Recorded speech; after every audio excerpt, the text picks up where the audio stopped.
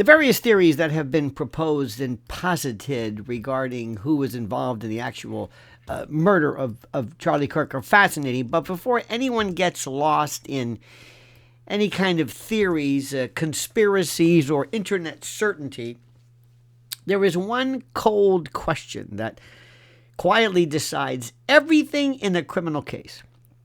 It is a question most people skip because it is not cinematic, it's not interesting, it doesn't trend, it doesn't make for a great live stream, sorry to say. But the first question is, was any bullet ever forensically linked to a rifle that can actually be tied to Tyler Robinson? That's it. Not suspected, not implied, not assumed, not whatever, just linked. Because if the answer is no, the entire case changes shape. And if the answer is yes, the case narrows fast. And that is why the preliminary hearing scheduled for the 16th matters more than any podcast or live stream or viral clip.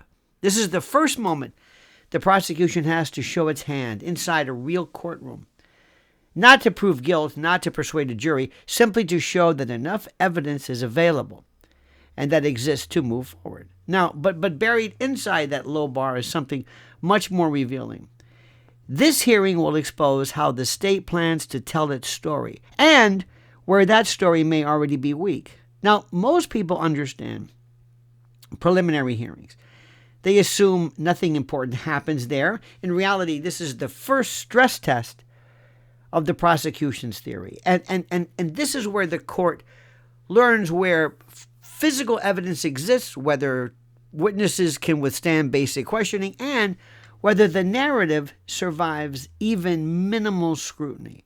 And this is where we find out if there is a rifle, if there are bullets, if there is ballistics, if there is a clean chain of custody, if there is a forensic bridge between a weapon and a wound, and if there is not, the case becomes something else entirely. Now, one of the most dangerous assumptions in public discussion is the belief that murder cases rise or fall on who fired the fatal shot. Now, that sounds logical, and it feels intuitive, but it is legally incomplete. Criminal liability does not always depend on pulling the trigger. If prosecutors can prove intent to kill and substantial steps towards that goal, liability can attach even if the defendant didn't cause the fatal injury. Intent matters. Participation matters. Context matters. This is where many people start to lose their footing. The felony murder rule is not about intent to kill. It doesn't require firing a weapon. It doesn't even require knowing someone would die. It requires that a death occurred during the commission or attempted commission of a qualifying felony. Now, that phrase matters. During the commission. Now, if Tyler Robinson believed he was shooting Charlie Kirk, acted with violent intent, and the death occurred during that course of conduct, the law may still hold him responsible, even if someone else fired the fatal shot. And the jury would not need to believe he was the killer. They would need to believe he was participating in a dangerous felony when the death occurred. But here is the detail almost everyone misses. Felony murder is not automatic. It must be charged, it must be argued, and it must survive constitutional and procedural scrutiny. If the state doesn't charge felony murder, then proving who fired the fatal shot suddenly matters a great deal. Because remember, how is a jury going to deal if they believe that Tyler Robinson didn't know somebody else shot him? Or what if they believe he went there to do something to scare somebody, and lo and behold, somebody was shot? What if he feels duped? What if they found a 38 revolver at the scene, and they said that's the murder weapon, but the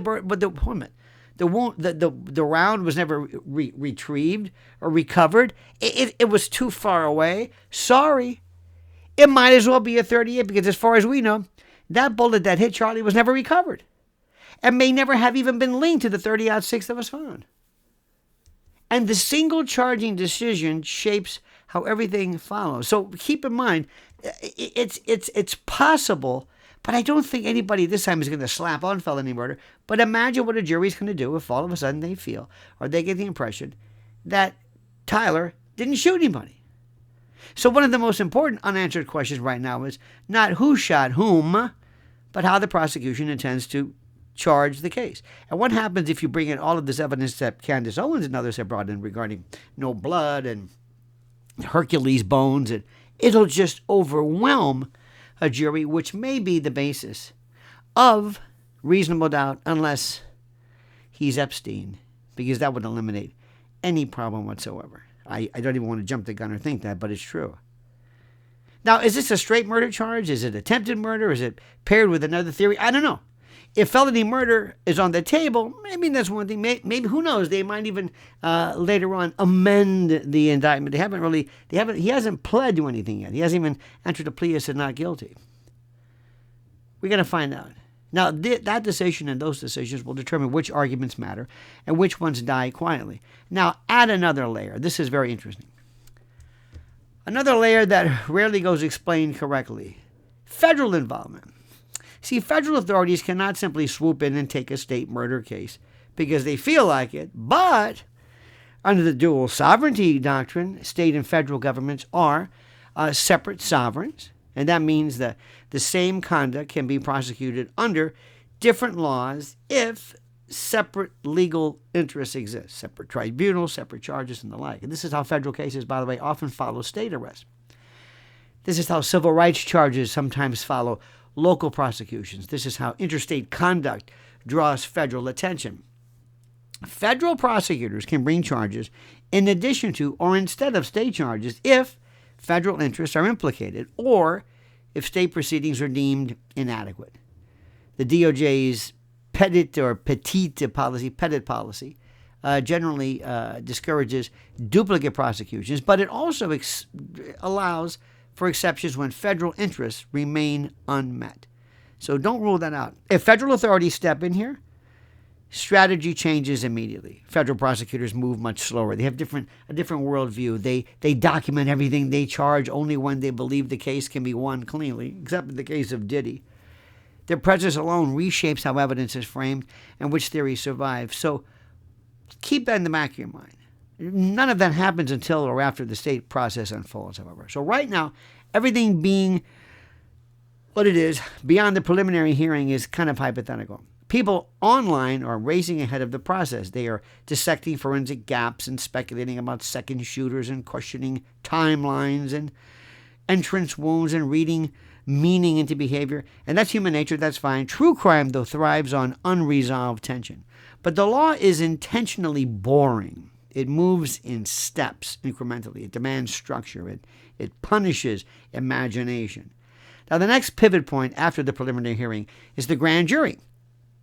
Which is also interesting. If a grand jury takes control, public hearings may vanish completely. Transparency drops, as you might say. Proceedings move behind closed doors. Why? Because witnesses testify in secret. Evidence is filtered without commentary. And plus, a grand jury determines probable cause, so there's no need for a preliminary hearing. The grand jury doesn't decide guilt. It decides whether probable cause exists to issue charges. That's all. In many jurisdictions, a grand jury indictment replaces the need for a preliminary hearing altogether. Once an indictment issues, the probable cause question is settled procedurally, and that's it. So don't be surprised if that happens. And after that, the battlefield shifts again. Motions begin. Evidence is challenged. Statements are examined. Forensic conclusions are tested. What survives is not what is interesting, but what is admissible. Now, this is where many compelling anomalies disappear. And this is also interesting because defense lawyers do not present everything they know by any stretch of the imagination. They say really nothing. They just watch. They present what helps. But prosecutors do not explain every inconsistency either. They explain what they must, the bare minimum, just to get over that hump. Now consider the admissions. What precisely did Tyler Robinson admit to, and to whom, and under what circumstances? Were statements recorded? Were they spontaneous? Was Miranda given? Who heard these? What was the context? Were they corroborated? How were they stated? Were they written? Were they said in the heat of some type of in extremis? Confessions, even flawed ones, carry enormous weight with juries. Jurors believe people do not confess to crimes they didn't commit. I can prove to you that's not true, because that belief is not always correct, but it is deeply ingrained. Even partial admissions can anchor a prosecution. Even, once they are admitted into evidence, the defense must fight uphill to explain them anyway. Now, this leads directly to one of the most misunderstood topics in criminal law, the insanity defense, because there's talk about that. As a former prosecutor, I will tell you, this is where public fantasy collides with legal reality. Insanity is not about strange behavior. It is not about bizarre beliefs. It's not even about insanity. It's about it's not about emotional disturbance the way you think it is. It is about one narrow question: whether the defendant, whether Tyler, understood the nature and quality of his actions, and whether he knew they were wrong at the moment they occurred. That's it. The prevailing standard in many jurisdictions is the McNaughton rule. It focuses entirely on cognitive awareness. It doesn't consider impulse control. It doesn't consider emotional instability. That's not it. If a defendant understood what he was doing and knew it was wrong, insanity fails. That standard is rigid. It is unforgiving. And it becomes nearly impossible to meet when a defendant's own words show awareness of wrongdoing. If he showed a concern about consequences or getting caught or fear of apprehension, statements showing planning or concealment or recognition of guilt are devastating and kills the insanity claim. So don't be surprised if that happens. If someone admits involvement, expresses concern about getting in trouble, or asks another person to retrieve a weapon because they know that consequences are coming, jurors are instructed that awareness of wrongfulness defeats insanity. Diminished capacity, the way it's sometimes called, rarely saves the day. In many jurisdictions, it doesn't even eliminate the liability at all. At best, it reduces intent. And that still leaves room for murder theories, including felony murder if charged. Insanity also best plays at sentencing to argue for leniency. Now, consider a popular argument circulating online that the communications attributed to Tyler Robinson sound artificial or awkward, or like they were written by a poorly programmed, AI or ChatGPT. Even if that argument has surface appeal, it doesn't exonerate him. It doesn't prove fabrication. It doesn't in any way establish conspiracy, but it doesn't shift guilt to unnamed actors. The prosecution does not need the jury to admire writing style or think that there aren't questions that make people say, They need the jury to believe the statements are his and reflect consciousness of guilt. Arguing that messages sound strange only matters if tied to proof of forgery or coercion. And if he never says, hey, I didn't write that, within the realm of the Fifth Amendment because he has a right to remain silent, that also explains something. Now, even then, the legal result is exclusion or reduced weight, not automatic freedom. So don't get hung up on that. This is why proving someone else fired the fatal shot or that communications sound unnatural doesn't automatically free a defendant when intent, participation, and admissions remain in play. It's one thing when he says that versus, I wasn't there, I don't know what you're talking about. This is also why none of this proves vast conspiracies involving political figures or organizations or foreign actors. Courts don't adjudicate vibes. They adjudicate admissible evidence tied to charged elements. Now, unless the defense can show a confession was coerced or beaten out of him, a message was fabricated, or if forensic conclusions are scientifically unsound, the jury is instructed to weigh the evidence, allow it in, admit it, but weigh it. Not speculate about unseen hands or what have you. Now, this is the truth that keeps getting lost. There is a massive difference between what can be argued online and what survives inside a courtroom, between what feels sinister and what is legally actionable, between what's kind of curious, and trial strategy.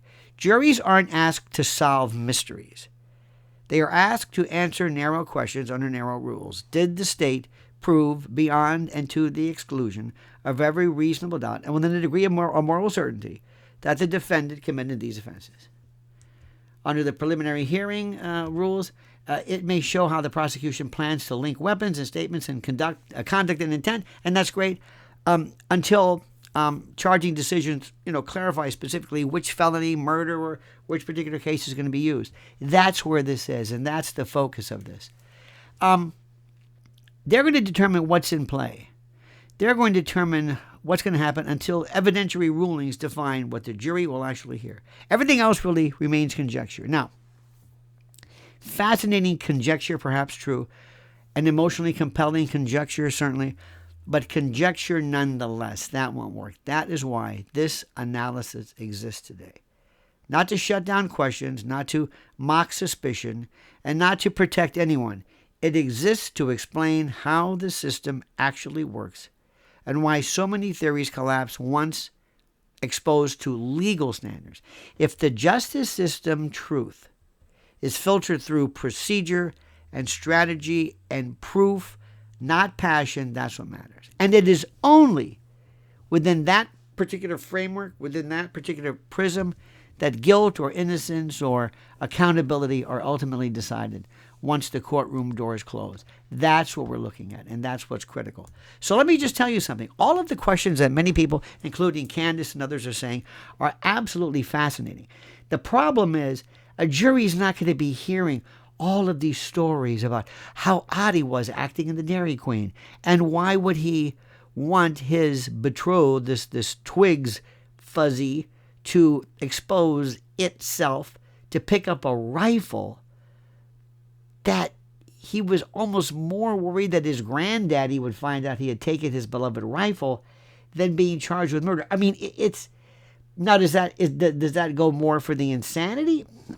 And again, remember, it's not insanity. In his admissions, whether you believe him or not, he sure as hell acted like somebody who said, uh-oh, I done screwed up. That's somebody who knows the difference between right and wrong.